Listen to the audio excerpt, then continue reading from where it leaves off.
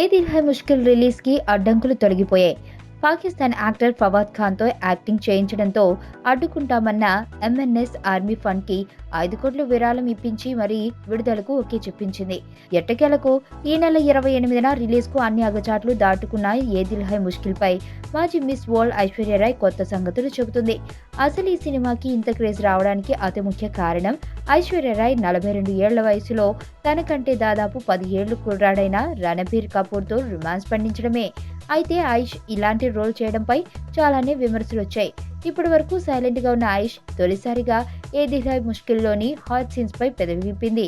రణబీర్ తో తాను చేసిన ఏ సన్నివేశం కూడా అసభ్యంగానో అందాల ప్రదర్శన మాదిరిగానో ఉండదని తేల్చింది ఐశ్వర్యరాయ్. ఆ ముద్దులు హగ్గులు లెక్క వేరని ఆన్ స్క్రీన్ కెమిస్ట్రీని పండించడంలో పాజిటివ్ టచ్ ఉంటుంది తప్ప రెచ్చగొట్టేలా చేయలేదంటోంది ఐశ్వర్య.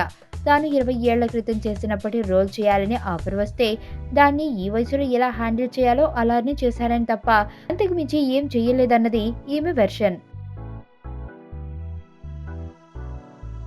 మరణం దేహానికే గాని ఆత్మకు కాదని భగవద్గీత చెప్తుంది. మనిషి బరువెంతున్నా మరణానంతరం 21 గ్రాములు తగ్గుతుందని సైన్స్ చెబుతుంది. అంటే ఆ 21 గ్రామ్స్ బరువు